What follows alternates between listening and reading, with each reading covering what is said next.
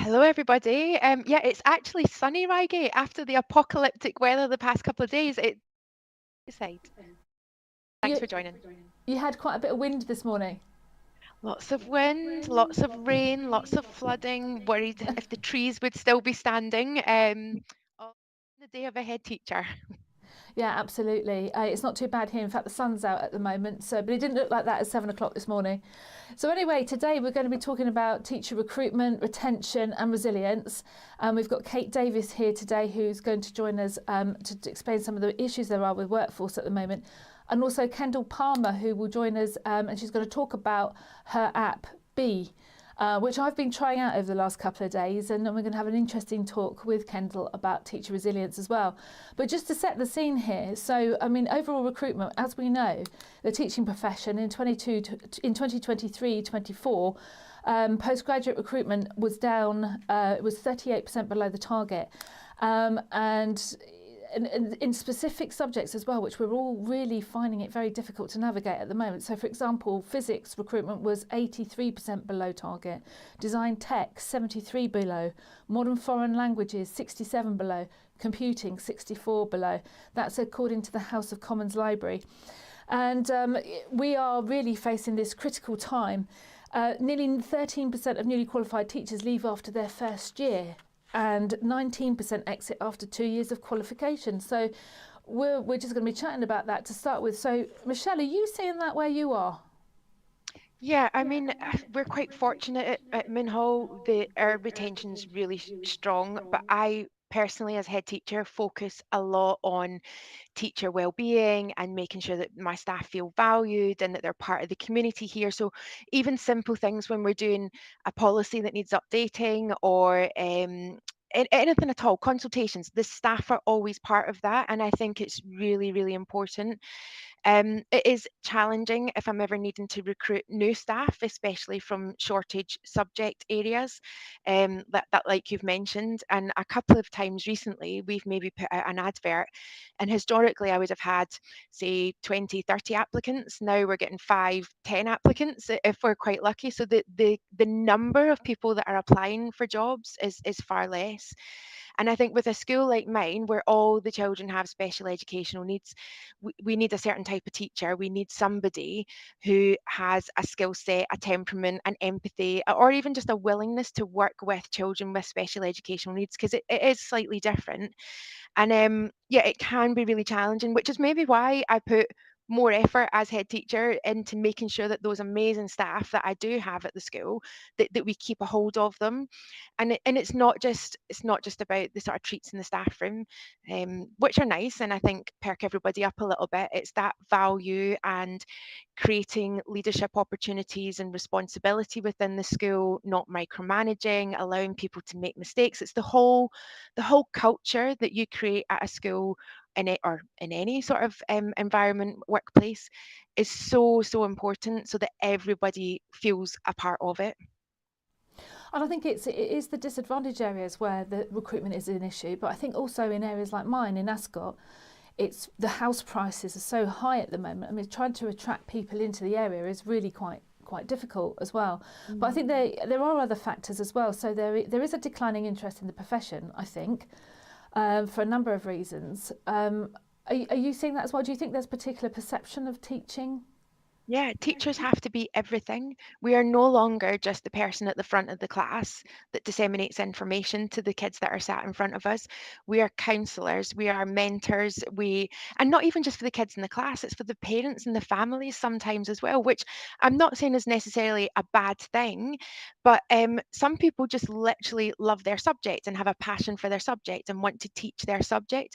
They're maybe not as interested in the pastoral side of things, but now when you're a teacher, you have to be, when that child's upset. And I think even just sort of more post-COVID, we're dealing with a huge rise in mental health issues. And I was listening on the radio to LBC yesterday about the rise in eating disorders, the rise in children self-harming. We see that here. We have safeguarding areas that we know that we need to, and we do put a little bit more focus on. But after COVID, these things have just increased exponentially. So yeah, it's challenging for teachers. I think there's also it can be difficult sometimes if you are working in a deprived area, or even working with kids with SEN or behavioural difficulties. Trying to find that job satisfaction can be a challenge. Sometimes dealing with parents that are a little bit tricky can also be something that the teacher thinks, I didn't sign up for this. This isn't what I wanted to do. So I think the role of a teacher has evolved over time. And even if I think back to sort of my own schooling, if a teacher was a little bit harsh on me, or maybe didn't let me hear my whole side of the story, and I got a punishment for that, and I told my mum and dad and complained about it, my mum and dad would just say, well, the teacher's obviously right, and you need to get on with it a little bit, and you need to accept the punishment. Now there's not that situation where you have to justify things a lot more to parents, which is not a bad thing, because I'm sure things went unnoticed previously in terms of safeguarding. But it's just that accountability of being a teacher now, which is so different to it was generations ago. It's funny you should say that, because I was at the Bet Show on Wednesday, and one of the speakers, and I can't remember who it was, but they said that they'd been talking to a young lady who was working at the Bet Show, and they said, "Are you interested in going into the teaching profession?" And she actually said, "No way." She said there is that perception of the high workload, low pay, and a lack of professional respect.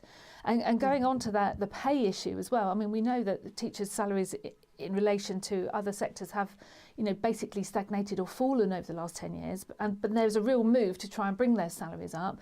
But that's at the cost of schools, not just private schools like ours, but also the state sector as well. And I think the NFER said that to even try and recruit teachers into the profession, there'd need to be a 10% pay rise for the next 2 years. Now, we know with budgets, that's just not feasible, is it? Mm.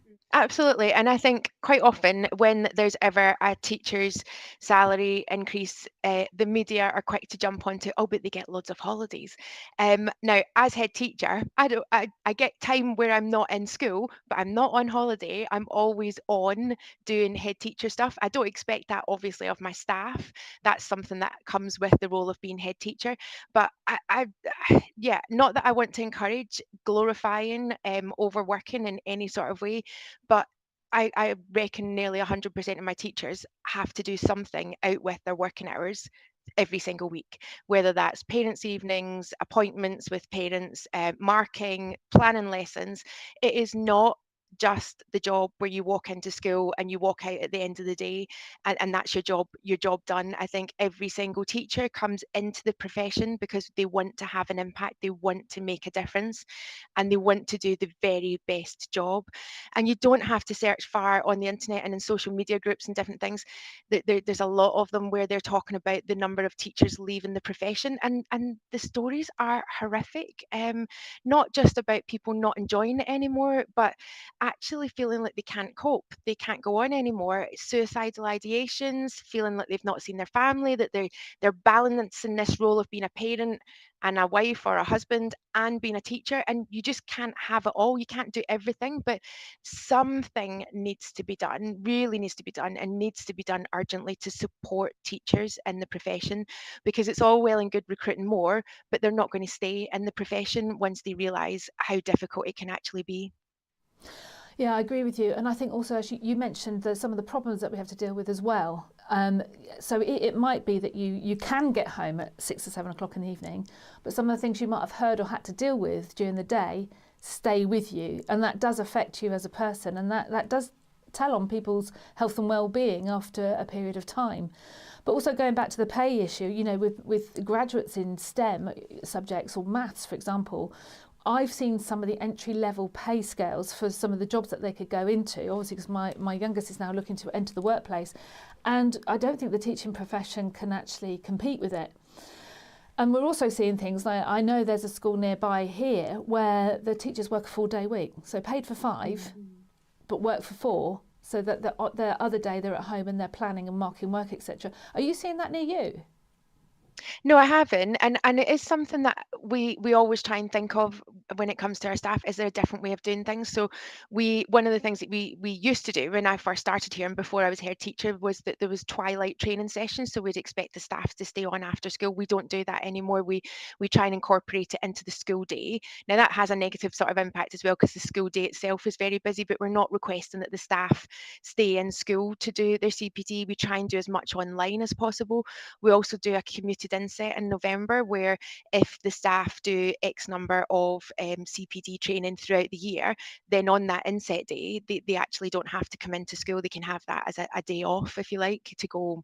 It's near Christmas, so a lot of them use it for their Christmas shopping and things like that. But I think schools do need to be very flexible and think a little bit out of the box if they can. But that's all very well and good, but you need a person standing in front of the classroom. It's not always able to do remotely, and that's quite challenging. And I think as well, my school's quite a small school. We have 200 students.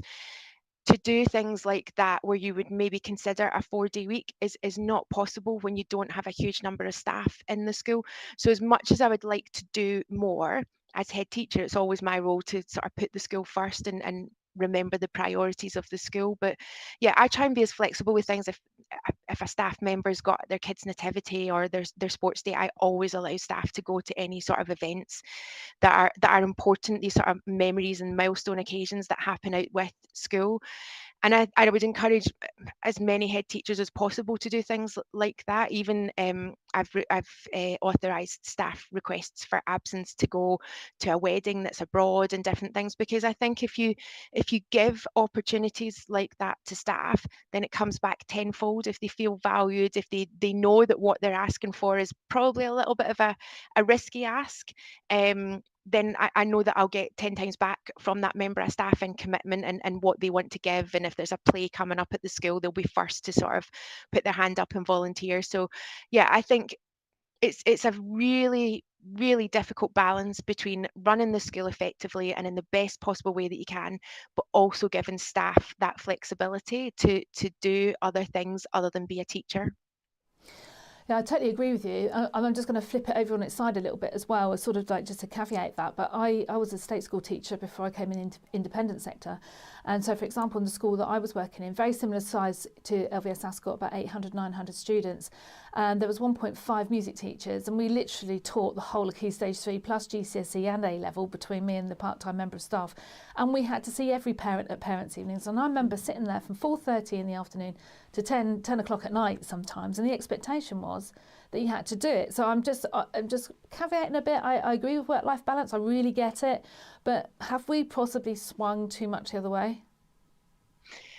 Yeah, and I think there's that element as well. It's really, really difficult, isn't it? Because if somebody is saying to you as a manager that they're struggling or they're finding things difficult or they're overwhelmed, you really have to stop and appreciate that whilst you might not agree with that, or you might find it difficult to see their position, that is how they feel and that is how they perceive the situation. So that feeling is real to them. So that acknowledgement of how they're feeling is so important. And I think yeah, that balance between running the school, having a successful organization, but also allowing these other things. I do have to say no sometimes. I do have to say, like, I'm so sorry. I would love to be able to do this, but I don't have the staff to cover, or it's not possible. Or I'll always try and compromise. If a staff member says, look, it's my kid's sports day, can I be out all afternoon? Then I might say, well, could you stay on a little bit and do the lunch duty and then go in the afternoon? And we always try and work through a solution together, and it's always well received. But yeah, it's difficult, and I think ultimately as head teachers, if not to make this all about head teachers, but where's the support for us as head teachers when you're at the top of an organization and you're got the smile on and you're kind of saying, yeah, everything's great, everything's going really well? It's very, very challenging to be on your game all the time, making the right decisions for the benefit of your school community. And I find that difficult. Sometimes it's that heart and head moment of where your heart says, yeah, I should let them go do that course or take the day off or whatever.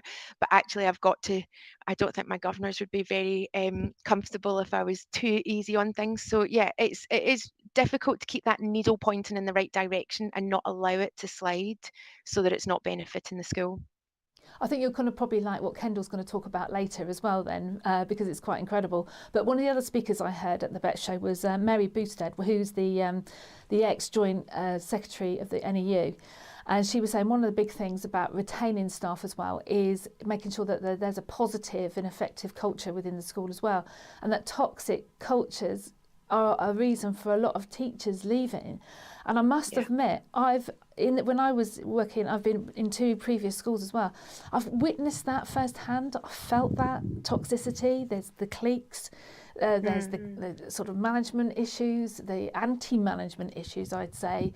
I mean, you've worked in other schools as well. I mean, have you seen that, or have you heard of that as well? Yeah, and even here, like I have the loveliest staff, and I've had to have conversations with staff as a whole to say, can you not go and have a little chat in your classroom all together huddled and whispering? And what they might have been talking about was nothing to do with school. It was maybe just something that was going on at the weekend or something that they wanted to share with their colleagues. But it's that perception, isn't it, as well, of what it looks like and how it makes somebody else feel. We've all been there when you walk into the staff room or you walk into a room and the conversation stops and you think, are they talking about me and what's going on? And I think transparency is just so important. If I do hear any sort of little rumblings that somebody's not feeling comfortable, or I just approach it head on in a really nice supportive way with that member of staff and just say, like, is everything okay? Is there anything you want to talk about? But yeah, I think toxicity, and I've been in schools where there's a really toxic culture, and it ruins the school, absolutely ruins the school, because there is absolutely no way that the kids don't pick up on that the parents don't pick up on that. So that whole community that you've tried to build can be destroyed basically from just a really small group of individuals that don't buy into the vision. And I think what's really important as well as a leader, if you have a member of staff that doesn't believe in the vision, that isn't really sold on what it is that you're trying to achieve, and they're looking for other jobs and they're looking to go, let them go.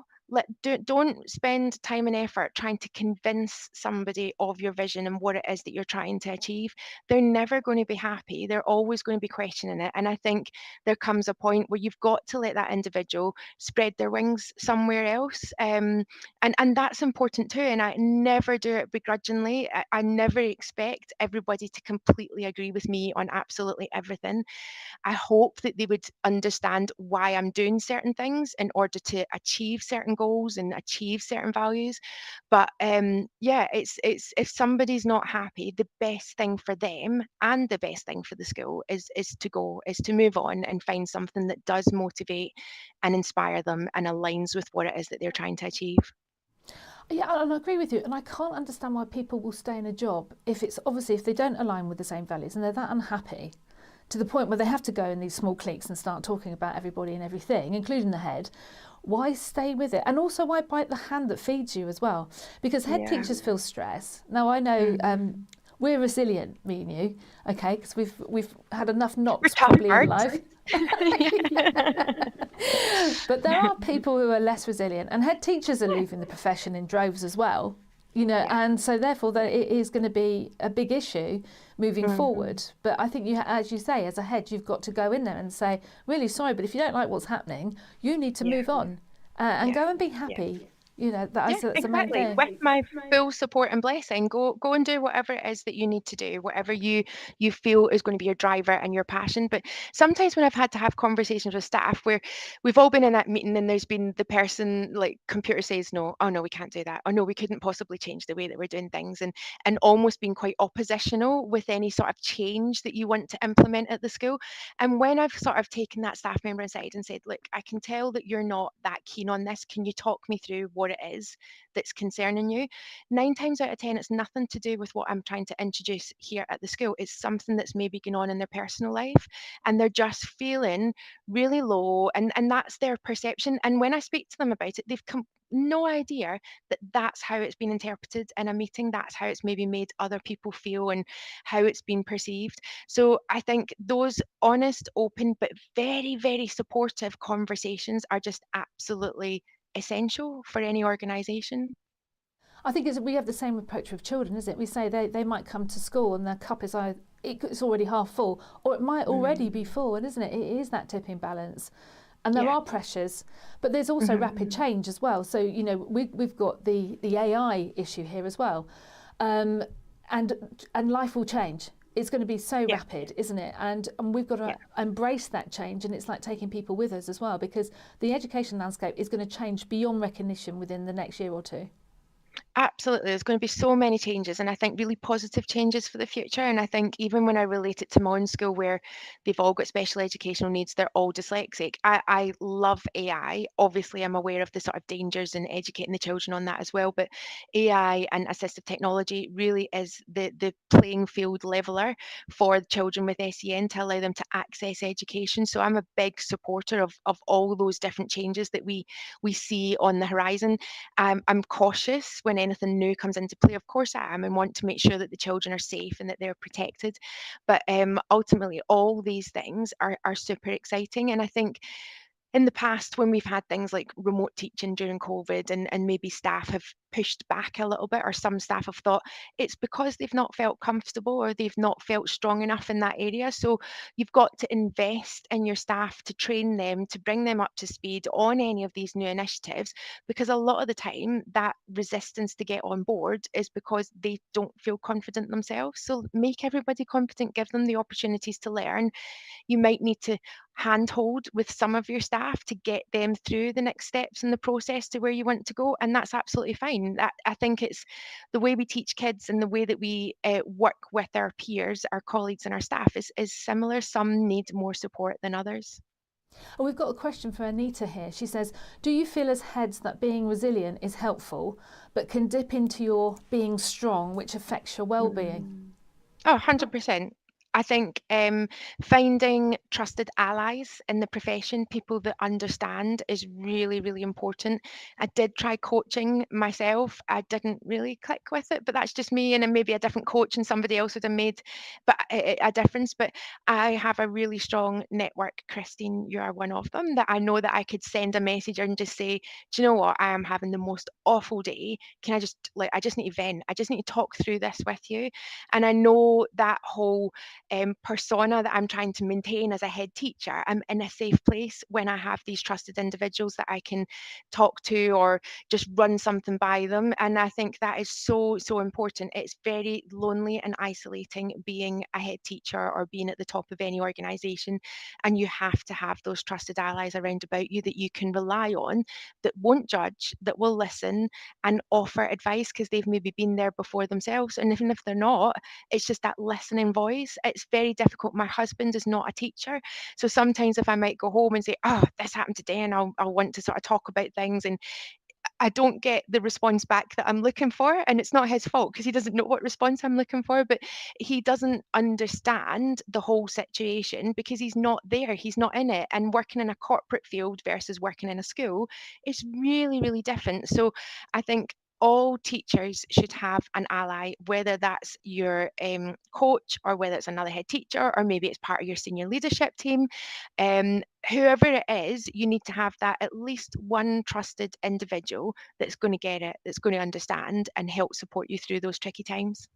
And I totally get it about the husband bit as well. And it's not fair. You can't expect them to understand it. And I must admit, between us and the camera, I gave up about 10 years ago, because there are, by the time you've explained what the problem is and got there, and he's a businessman and he's very kind of black and white as well. I don't know what you're moaning about, basically, you know. And but I'll tell you what was really great, whereas you pointed me to that book, Let Them, by Mel Robbins, right? I bought a copy. Have you got it there? Yeah, there you Yeah. go. Well, I started reading it 50 pages in, but I've also already started putting that into practice. And in fact, at Kendal, when you get on, I actually asked B about it. All right, and we had a conversation, so we'll pick that up in a bit. But that is really empowering. But that's really good. So look, we've got Kate Davis with us, and Kate is going to tell us about her perception, what she's seeing with the workforce at the moment. Kate, hopefully our conversations have been interesting for you, because you can see where we're coming from. Yes, absolutely. Thank you, Christine, and thank you so much, Michelle. I've written about 5 pages of notes just as as you've been talking. So yes, just to give you some context, I work in organizational health, so I look at workplace dynamics and how workplaces can be more effective, but also be better for the people who work there. We know there are so many statistics, there are so many reports that when people feel valued, seen and heard, they will work better. They will be more engaged in the work that they're doing. They will be more productive, but not in that hard driving way. And actually, one of the things I need to sort of say is I actually have a bit of an issue with the word resilience. It's the word we use, but actually there is an expectation with the word resilience of we're just going to keep plugging on. Christine, you sort of alluded to it. Well, we're resilient. We're just going to have to keep going.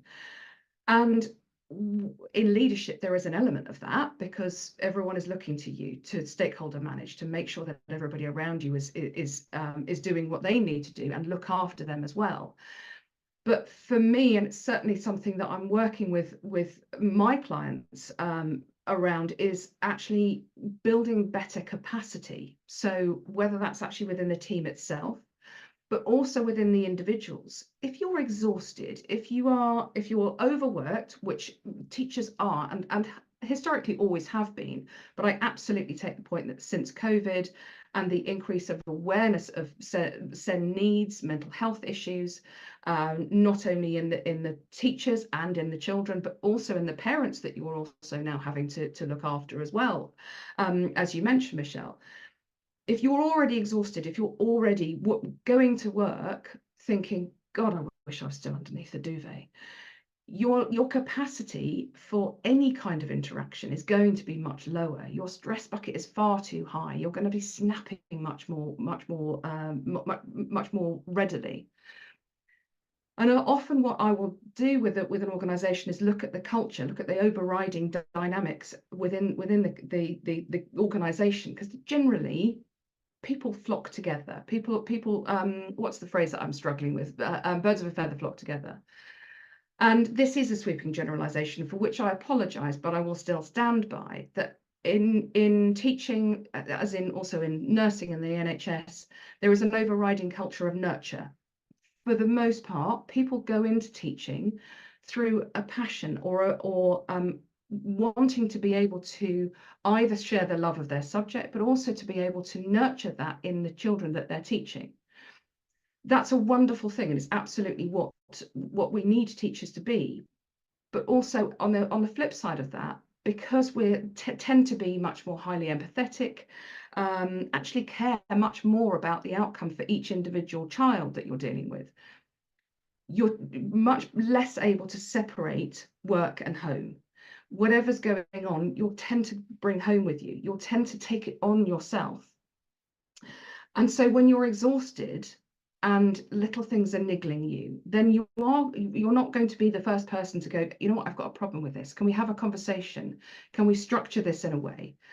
You're much more likely to be starting to do that backswiping and the chatting in corners that I see so often.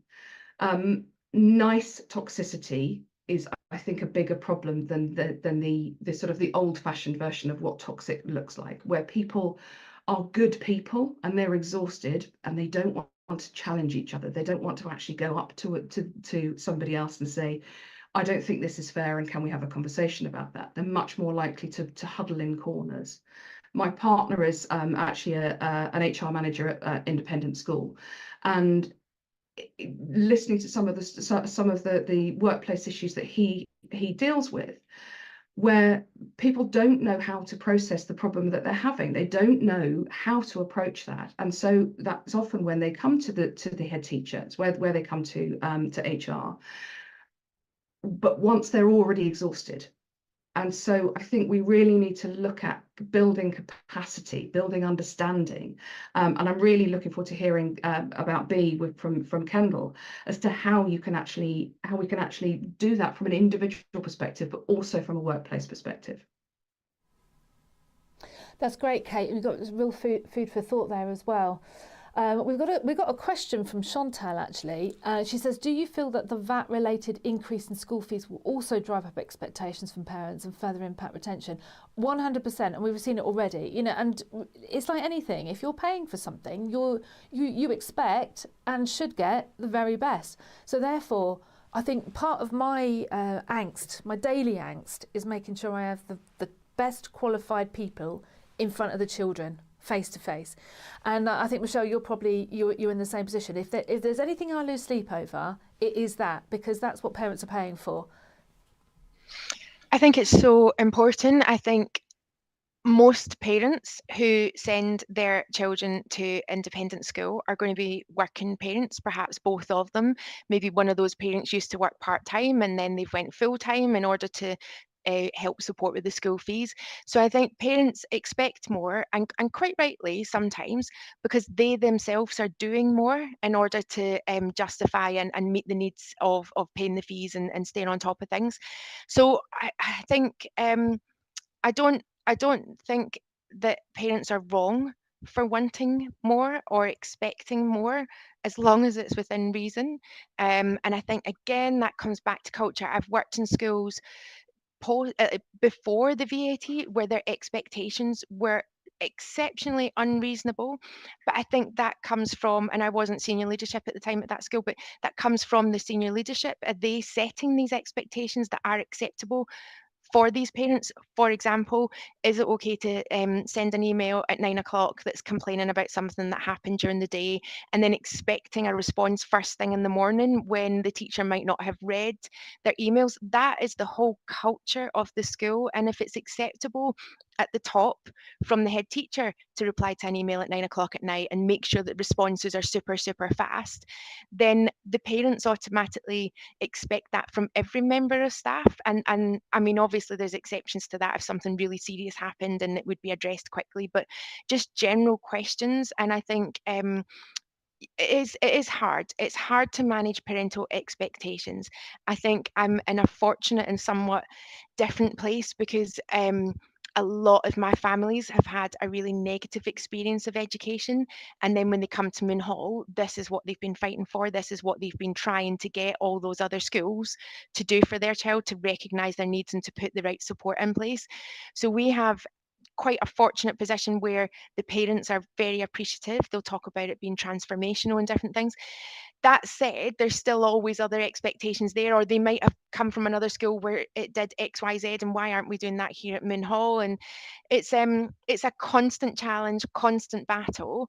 I haven't really seen a change post the VAT coming in, but I think it will just come in. It'll almost be gradual. It'll start ramping itself up, so that the parents feel comfortable that they're doing the right thing.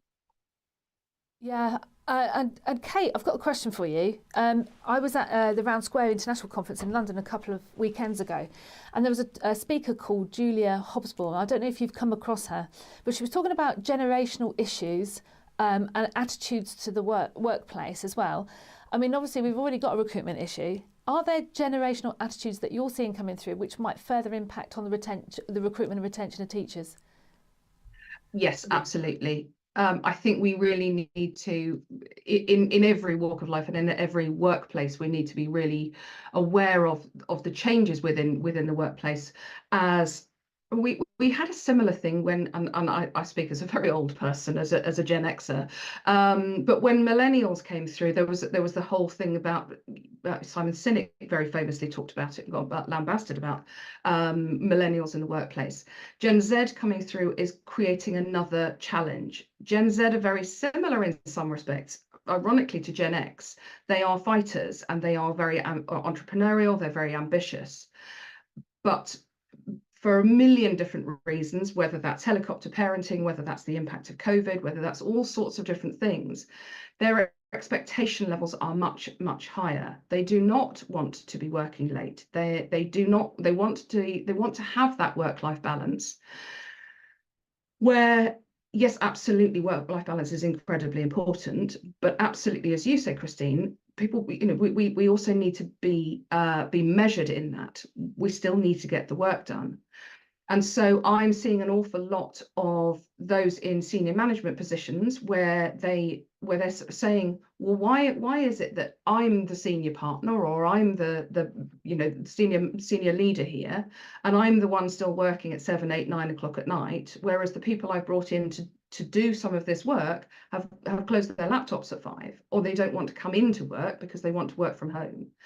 And I think we really need an education piece around how people need to be in the workplace. But I think that this new generation coming through have enormous benefits to bring to us, and we would be daft to not pay attention to that. But we also need to set some expectations in terms of what work-life balance looks like, to try to bring people into the teaching profession, where we know the statistics, and you shared some of them earlier, Christine, in terms of working hours, particularly during term time. Working hours are ridiculous, and actually there is very little time to be able to do things for yourself, where you have not only the teaching expectations, but all the pastoral around that as well. I think some expectations need to be set for that generation as a whole, but also to be able to manage expectations coming into the workplace. Yeah, tricky situation, and many different dynamics in a workplace culture that we have to try and navigate our world through. So Kendal Parmar, you're here to sort us all out and solve all our problems for us. Kendal, tell us all about B. Oh, I thought you were going to ask me. It was so funny. I couldn't stop laughing, Christine, when you introduced Michelle, when you asked her about her wind. And I thought, oh, she's not going to ask me about my wind. Oh, I was laughing away. My background, just to introduce myself. So my background is I'm a clinical psychologist. I used to work for the NHS. And then I'm a business psychologist. So I suppose having those two, and I've worked in industry for the past 20 odd years, mainly in leadership and culture. So the conversation, so I'm not in schools. I have 5 children that are all Gen Zs, Kate, so very much know how that feels. But I suppose my real thing to bring here is the individual, which we've talked about, and the impact on the individual, which in this case is teachers, and then the system, which is the school, and the whole balance and the boundaries, just what you said, Christine, of how the juggling act of those two, especially in a different climate as this changes with different generations, and balancing the boundaries of both, which is what Kate was saying earlier. So yeah, that is my background. So I just found the whole conversation fascinating, because it is all about the culture and the individual and how you maximize both, which is, yeah, what I've done. I suppose I'm going to pick up on Kate's point about the word resilience, and yours, Christine, because I think it is an interesting word. And the word that we used a lot in the company I run, Untapped AI, we coached 10,000 leaders in industry across all different companies across the world. But the word we used to use was anti-fragile. And what that is, and I was looking up things to try and explain it really simply. So have you ever been to Kew Gardens? Yes, yeah. Absolutely, okay. yeah. Yeah, Michelle, you've been to Kew Gardens? I feel really bad now. I'm going to say no. Okay, well, that has to be on your bucket list for 2021. I know. Yeah. Okay, so Yeah. Kew Gardens, they call an arboretum, which is like a museum of trees. But what they've proved is that the trees in Kew Gardens, or the plants, aren't as strong as those that you would find in a wild wood. And the reason is anti-fragility. So because when a tree has wind, wind is the word of the word of today. When a tree has the climate, whether that be lots of rain, lots of sun, lots of wind, actually you want the branches to bend, and that's resilience, and they come back. But being anti-fragile is when they come back stronger. And actually, given with AI and all the changes in the world, and only the last few weeks have just shown us that in politics, is that actually coping with what's around us and coming back stronger is so important for us, the school, and the teachers, and obviously the children. So that anti-fragility is when it comes back. So in the wood, the trees are stronger because they're not in an artificial environment, because they have to cope with all of their soil isn't being changed. They're being watered, they're protected, whereas in a wood, they're not. So that anti-fragility. So that is what, when Christine said to introduce B, that is what I've been working on, is how can you, so because we were coaching leaders and we were using human and AI. So just to explain what we were doing, we were coaching online the leaders wherever they were in the world. There'd be a human online on like this, but the transcript, as you know, we're using Zoom at the moment, and there's a transcript.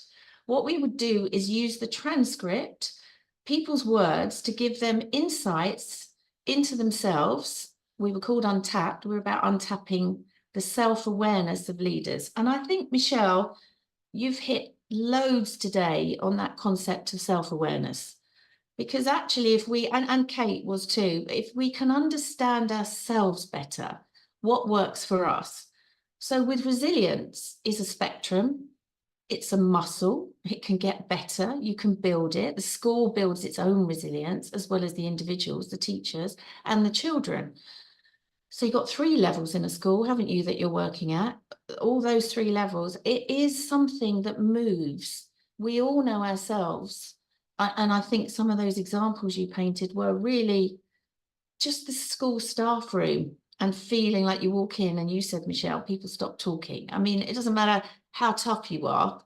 I know that I would find that really, really difficult. So, you know, let alone being a child in the playground or, you know, with a group of friends. But so that resilience moves. Also, our upbringing, if you've got a mum or a dad that says, tough it out, you can do it, that's a very different environment to, you know, not having a parent that says that to you, or your parents in bed because they've got depression. So those things affect it. If I talk about my own experience in the corporate world, we talked a bit about the corporate world earlier, you know, managing the politics for me in corporate was really difficult. That absolutely depletes my resilience, which is why I went and set my own business up. So there are so many different factors in resilience. So the biggest thing really is knowing ourselves. What does work? And I suppose that's with your, what did you call them? I can't remember what you called the word, Michelle, having a significant other.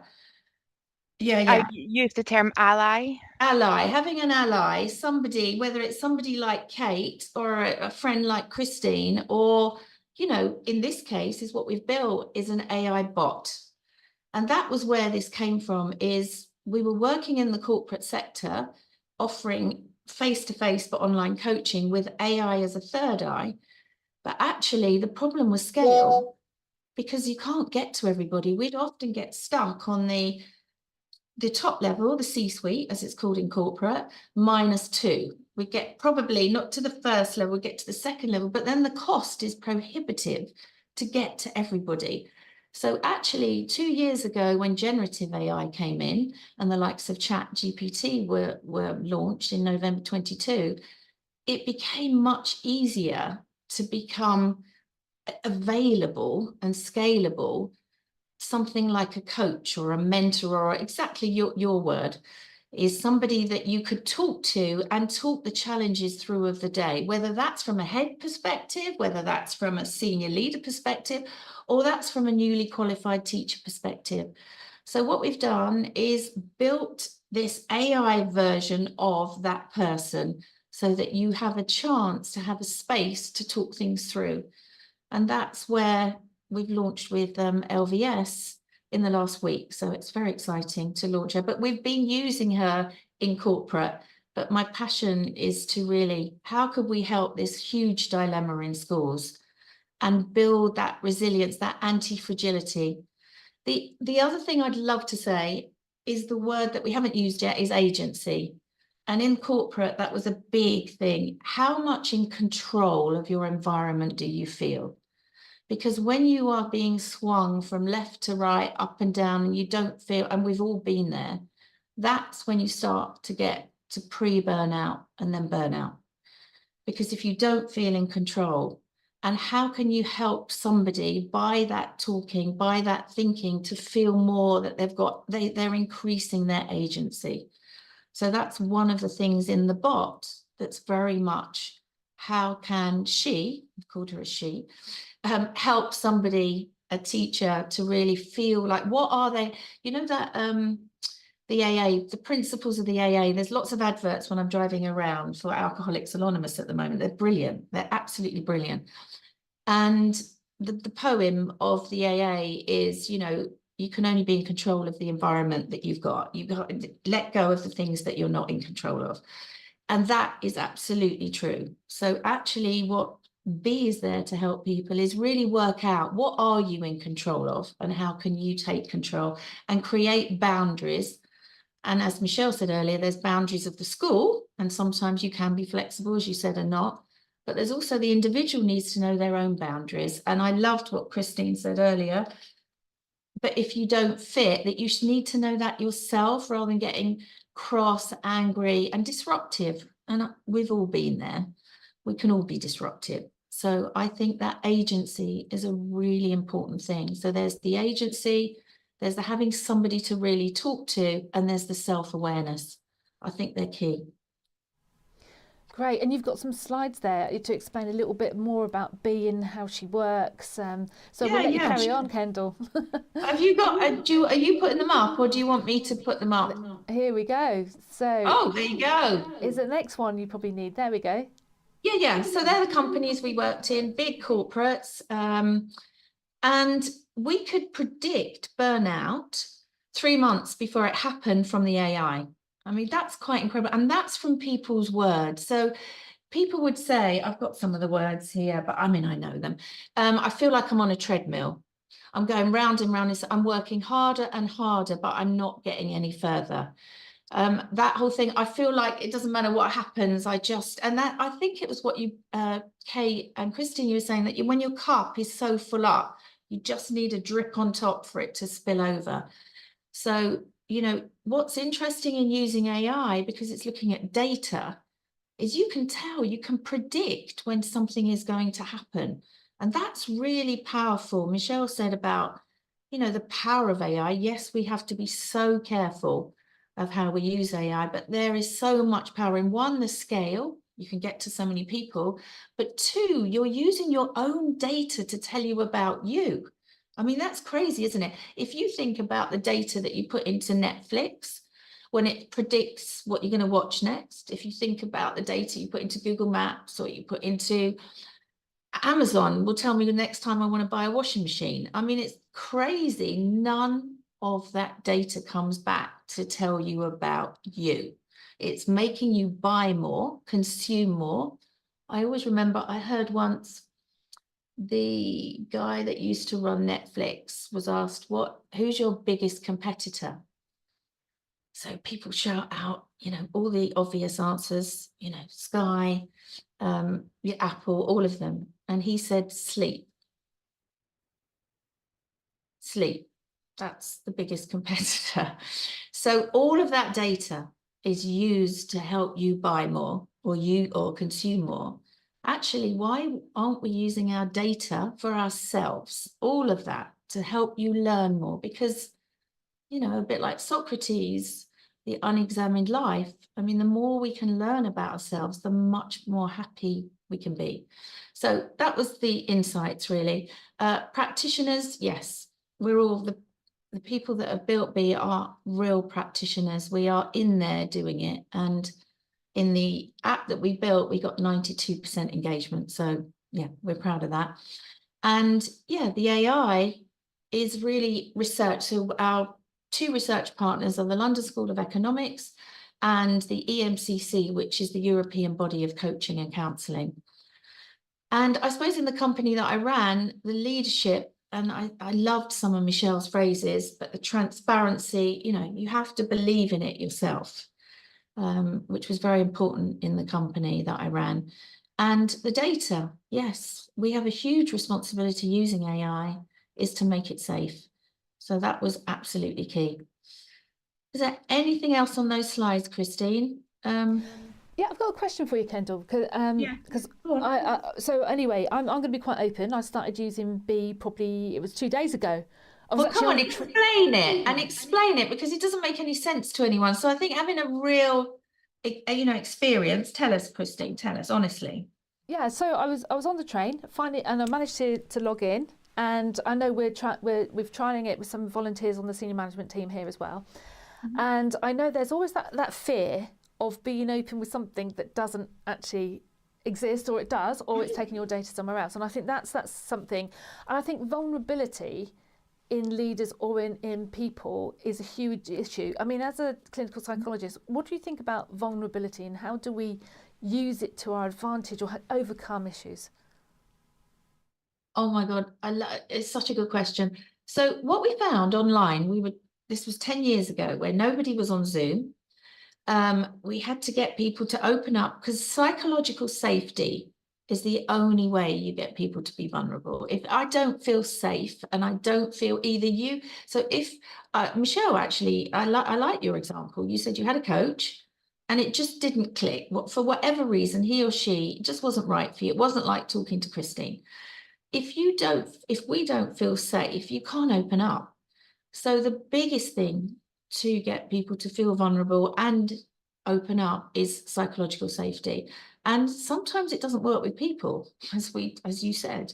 So getting that right is the absolute key, because if you can't open up, you won't really get that self-awareness and you won't learn. And I tell you, the one thing that I found really interesting online is that men actually find it much easier to open up online because they don't feel judged. And that whole thing of not being judged, particularly by a bot, there's something really freeing of it. And generationally, as Kate was saying, it's very different generationally, that people will be much more accepting. I mean, we will all be talking to chatbots. There is absolutely no doubt about that. Whether they're doing admin for us, they're doing the equivalent of a piece of research for us, or we're talking to them, but there is no doubt. So getting that bit right, Christine, you are spot on. How do we get them to help people feel safe is fundamental.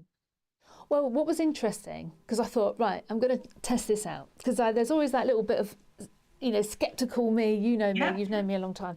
So I thought I'll start off by going, hi B, what do you think about the book or the theory, Let Them? You'll like this one, Michelle. Well, didn't she know all about it? Didn't she? So that was amazing. So she came back and straight away she was ploughing me with questions. So I think the main thing is there, and it's the great thing with anything like this, is it's not giving you the answers, it's provoking your thought patterns and it's asking you questions. So we had quite a good chat about how we feel about the Let Them, and so therefore I think I was gaining the trust. Now anyone watching might think the woman's doolally, she's crazy, but no, I'm not. I'm actually, then she caught me in, she reeled me in. And I think what I've done with it so far now is I've asked it too many questions and I've been given too many questions back. And I think if B was a real person, she'd probably think I am crazy. So I think what she's firstly done with me is I've got to narrow down my thought processes a little bit. I think I've probably got so much on around here. And what's lovely is she's on your phone. She's very nice, Kendal. Like if you say, I haven't got time now, I'll see you later. She says, have a good day. And when you're ready, come back. So I'm 2 days in and quite enjoying it. So I think I'll give you that bit of feedback to start with. I love that skepticism. I don't think that, I mean, why wouldn't you be skeptical? You're talking to somebody that's not real. So being skeptical is really good. I think you said something really interesting, is she's not giving me the answers. So the bit that I feel we're trying to do here that's very different to using ChatGPT or other large language models, she's not there. When Michelle rings you up and says, I've had a really bad day and I'd like to talk it through, or maybe she doesn't even ask, she probably just launches into the day. The fact is, it's not your job to say, do this, here's a list, this is what you need to do tomorrow. At 9 o'clock, do that. ChatGPT is absolutely brilliant at being super clever, giving us so many, whether it's legal issues, whatever, it can help. But actually, when it comes to supporting someone and getting them to have more agency, understand themselves, the person knows the answers, but they just need the right questioning. Hence Socratic questioning. But that is Bee's job. So she's been trained to ask really good questions and be supportive, but not give the answers. And that is fundamental for us all to build our resilience. Michelle, what do you think? What you've heard so far? It's just so exciting. Like, I find it really exciting, and I think actually the bot for me would have been fantastic because when I was going through that process of trying to figure out if coaching was for me, because that exactly what you said, Kendall, was just that fear of being judged. And also what I really struggled with the coaching session was that I had to think about what I wanted to say before I went. Oh, yeah, And so yeah. I had to prepare for it. And sometimes I was just so busy. And then I felt like I was just sort of making things up in the coaching session just to fill the time. So I think life is so busy. It is so hectic. We're all trying to do so many different things, whether it's our day-to-day job or parenting or even the volunteering that we do outside of our roles and things like that. Something that's flexible is so important in today's day and age. Something that you can tap into and tap out of is just key for so many individuals. So yeah, I would love to try it. I need to get to try this. You know, Yeah. I'm going to add one more thing that I think particularly for you both talked a lot, and also Kate, you think of you three when I watched you all, you know, there's a lot of emotional intelligence here. And there's a lot of you talk, Kate, a lot about the qualities of a teacher, and therefore why, because they're so passionate about the work they do and they care. So it's about caring, and you use nurses, in the NHS and well, the whole of the NHS, and you know, doing something you feel is a vocation, it's a passion, but you care deeply, so you get much more upset. The wonderful thing about B is you can't hurt her feelings. Now, whilst you don't need to be rude to her, but I think there's such value with somebody that you don't, particularly I can say for my, you know, worrying, and that's Michelle's experience of coaching, is you're worrying, have I done my homework, in quotes? Have I got it all ready? Is she or he going to be upset because I haven't? You don't have to think like that. I mean, when Christine's talking to her, there's none of that, which is really freeing, not worrying about the other person, which is what you all are doing all day long, and particularly women, because we're carers mainly.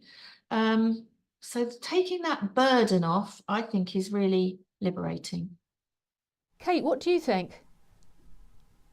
I want to have a go as well. I completely agree with so much of what you're saying, Kendall, particularly around coaching, where we do have the answers in ourselves, but we will also sit in our own flight pattern, doing the same thing over and over and over again.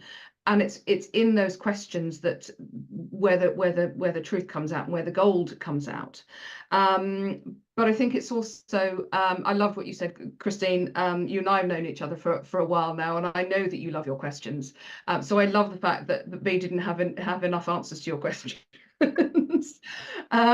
But it is in that self-awareness, and being able to have a safe place to go without judgment. Where we talked earlier on about, you know, having the conversation with your other half at home, where, and again, sweeping generalization, where they're trying to fix the problem, and actually what you really need to do is just have somebody to hear you and listen to you and nod and say, yeah, that sounds awful, have a cup of tea or a glass of wine. Having someone who is that safe space to listen and not necessarily have to give you the answers is incredibly powerful. And then one thing, I know we're running out of time, is the challenge. We have built B to challenge too, Kate, because actually it's just not enough to just support and listen, which is so important. But actually, as I'm sure you do in your work, is that challenge in a very kind way, but it's that challenge, and it's that balance that Michelle and Christine have talked about. Being ahead is, you know, there are boundaries, and actually somebody feeding something back to you that you haven't thought about. I mean, that happened a lot with leaders in industry. You know, there is the whole kind of Michael Jackson syndrome, when you get so high that nobody gives you any feedback, and how somebody, you know, your senior leaders need that too. So her giving some insight, oh, this looks like a pattern. Do you think this is something you do a lot? It's important. Yeah. This is such a fascinating topic as well, and especially in the world we're in. And Kendal, look, we are really excited to be taking part in this trial for you, and we'll be feeding back to you over the last couple of weeks. And when Michelle and I were looking at this topic, and then we got onto like the online safety part of it, because obviously chatbots affect children as well, that we've actually come up with a whole new series. So next Friday, we're hosting a discussion series on chatbots, but we'll be looking at the upsides and also the downsides as well. Now, I know there's no downsides on yours, Kendal, because this is for teachers, this is an adult one-to-one, but we're going to be looking at the possible downside of chatbots, especially where children are involved as well. So we're coming to the end of the session, but thank you, Kate. Thank you, Kendal. And Michelle, it's lovely to see you again. And I'm glad the wind is okay. I had to get that one in as well. And everyone has a lovely weekend. So have a lovely weekend, and we'll see you next Friday. Thank you.